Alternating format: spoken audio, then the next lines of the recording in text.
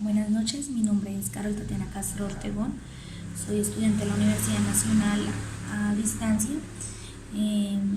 estoy estudiando licenciatura en matemáticas.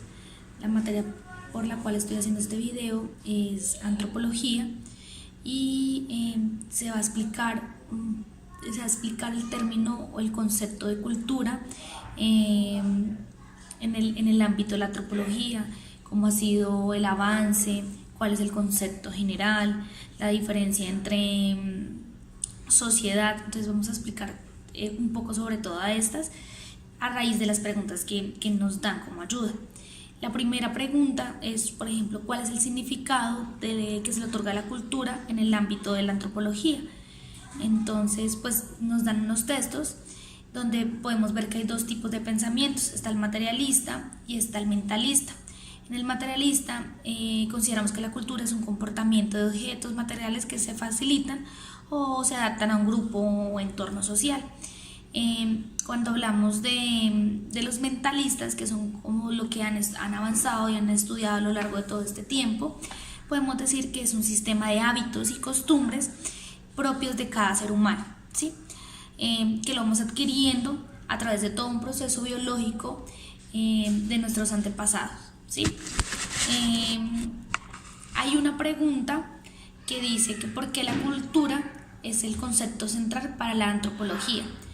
Entonces, según lo que leímos, es el centro, ya que con este concepto conocemos más del individuo, todo lo que se relaciona, sus características, podemos aportar y enfocarnos en problemas de la antropología, ¿sí? Entonces, este concepto ayuda, ¿por qué?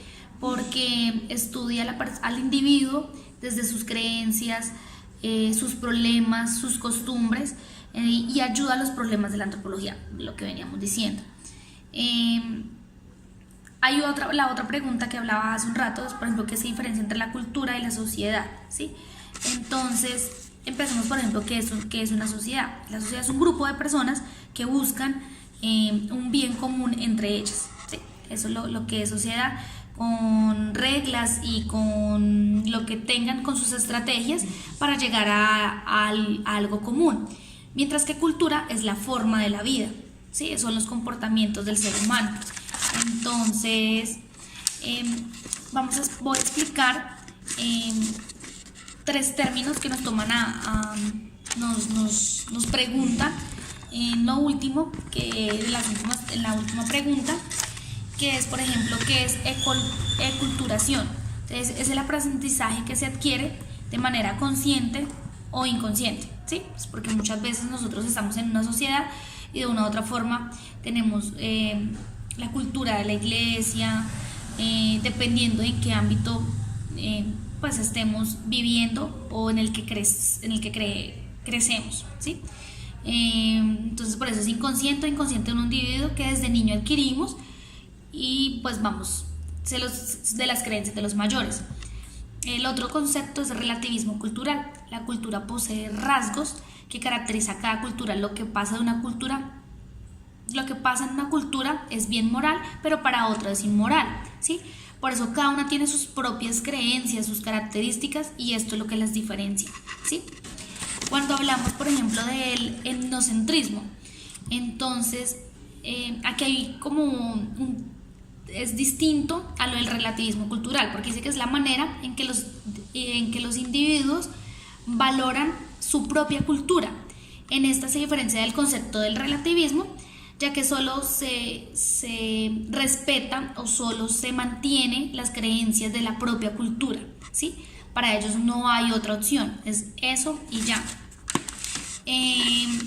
Hay algo que en la última pregunta dice que cómo se ha transformado la cultura desde los enfoques teológicos y antropológicos. Pues debemos ser conscientes que en medio de todo lo que ha pasado han habido, por ejemplo, excavaciones, se ven ruinas, y pues podemos evidenciar qué culturas se vivían antes. Entonces, antes eran muy marcadas todas estas con grandes culturas, su idioma, sus aportes literarios, su desarrollo político, mientras que en la actualidad, por ejemplo, en una misma cultura pueden haber varias formas de comunicación, pero sí han sido muy marcados con estos. Esta es la exposición.